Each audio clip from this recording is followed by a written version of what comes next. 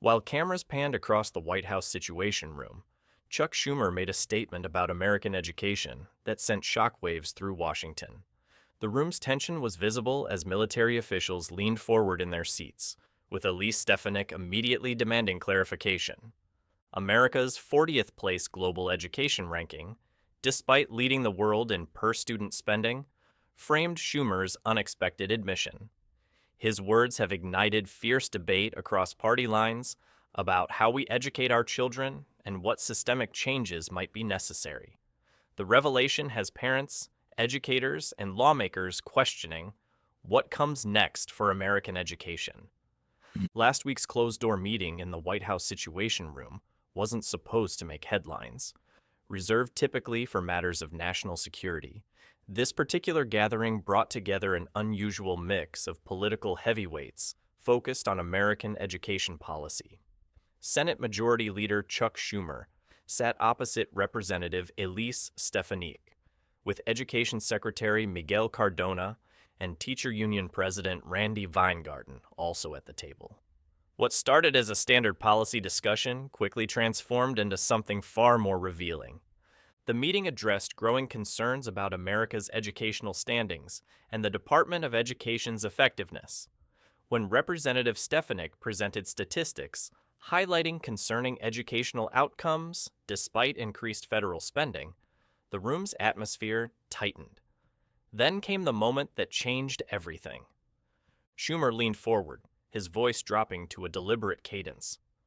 Look, we all know the Department of Education hasn't delivered the results we promised when it was established. But dismantling it isn't the answer to fixing our education system. We need reform, not demolition. A heavy silence blanketed the room. Stefanik, visibly surprised by this unexpected candor, seized the opportunity. So you're admitting that after decades of increased funding and federal control, the department has failed our children, she asked. Witnesses observed Schumer's immediate physical reaction. He straightened in his chair, adjusted his glasses, his face registering the weight of his words. Rather than retreating, he offered a nuanced position. What I'm saying is that we haven't seen the improvements we should expect for the investment we've made. That's different from saying the department should be eliminated. This acknowledgement contradicted Schumer's statements just 3 months earlier when he praised the department as one of our government's most vital institutions while advocating for a 12% funding increase, arguing that every dollar invested in education returns tenfold to our economy. Education policy experts have responded swiftly. Conservative commentators point to this admission as evidence that Democratic leadership recognizes fundamental flaws in federal education. Progressive advocates interpret Schumer's comments as a call for meaningful reform, rather than an indictment of the department itself. The statement's significance is amplified by its timing, with education emerging as a major election battleground. School choice advocates are already incorporating Schumer's words into campaign materials, while Democratic strategists work to clarify their party's position. As Senate Majority Leader, Schumer represents the official Democratic stance on major policy issues. His acknowledgement effectively concedes a point Republicans have argued for decades, that massive federal education spending hasn't translated to improved student outcomes. The full implications continue to unfold.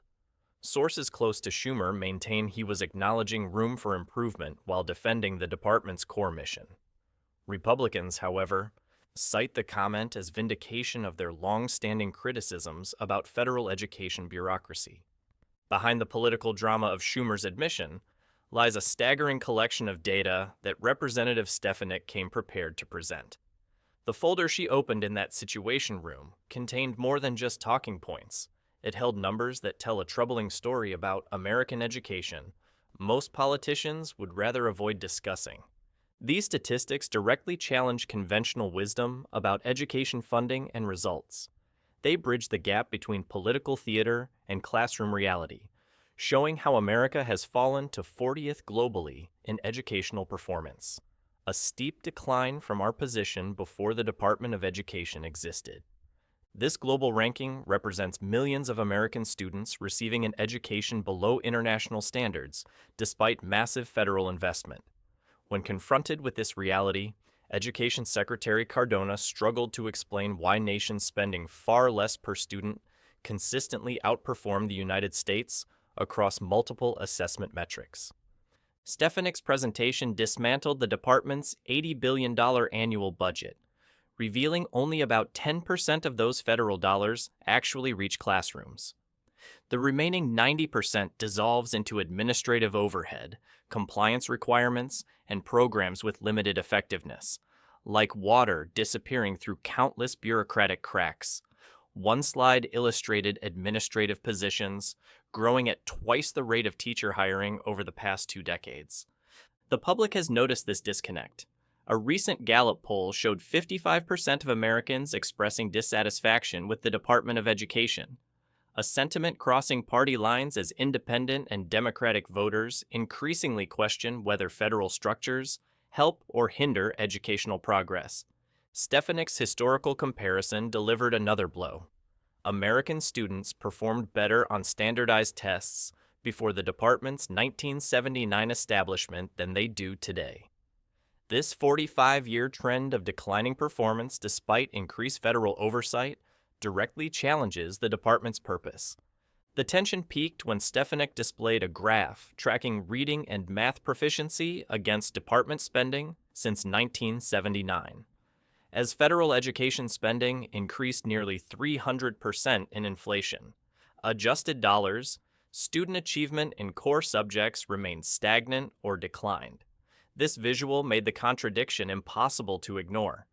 Communities could visualize their tax dollars flowing into a system producing diminishing returns.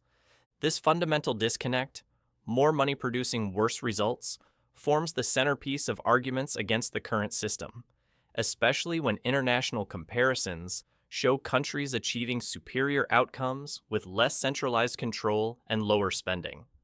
One provocative moment came when Stefanik questioned why such critical data rarely features in education policy debates, suggesting bureaucratic self-preservation has driven policy for decades, creating what she called a bloated bureaucratic nightmare, failing despite consuming ever-increasing resources.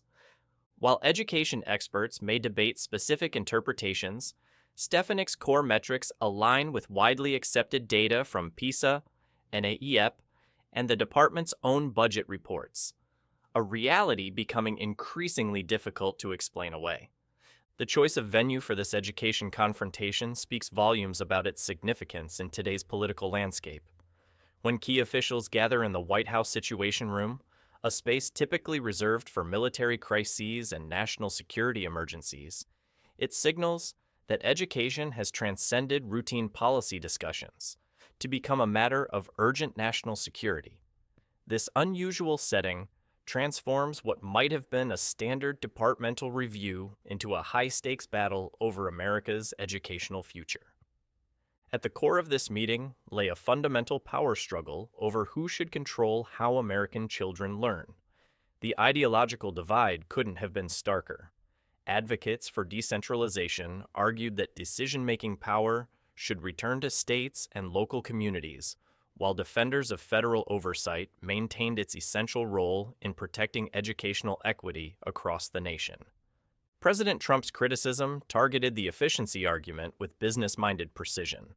"If this was a business, I'd be suing for fraud," he declared, his voice sharp with indignation as he characterized the Department of Education as an inefficient middleman, consuming resources that could directly benefit classrooms instead of bureaucracy. Stefanik reinforced this perspective, her Harvard credentials lending weight to her critique. As the youngest woman ever elected to Congress, she represented a new generation challenging institutional failures. She pointed to the department's bureaucratic shortcomings since its 1979 creation, and cited a nationwide poll showing 55% dissatisfaction with federal education management, positioning local control as the solution to declining outcomes. Schumer's defense illuminated the emotional core of the Democratic position. While acknowledging the department's flaws, He maintained that public education requires federal oversight to ensure equity. His stance embodied a fundamental democratic principle. Without federal protections, vulnerable students in underfunded districts would suffer, widening already troubling achievement gaps. The tension escalated dramatically when Randy Weingarten entered the debate. "This is an attack on America's children," she declared, her voice trembling with conviction as she shifted the focus from bureaucratic concerns to human consequences.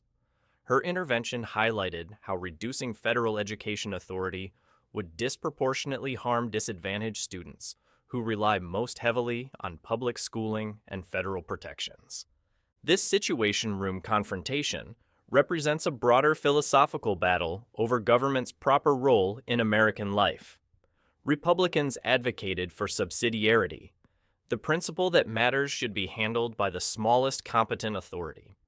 Democrats defended federal involvement as essential protection against inequities that might arise from purely local control. Schumer's acknowledgement of the department's shortcomings, carefully balanced with defense of its continued existence, signals an important evolution in Democratic positioning. It suggests recognition that defending the status quo has become politically untenable, given mounting evidence of systemic underperformance, while still maintaining commitment to federal involvement through reform, not demolition.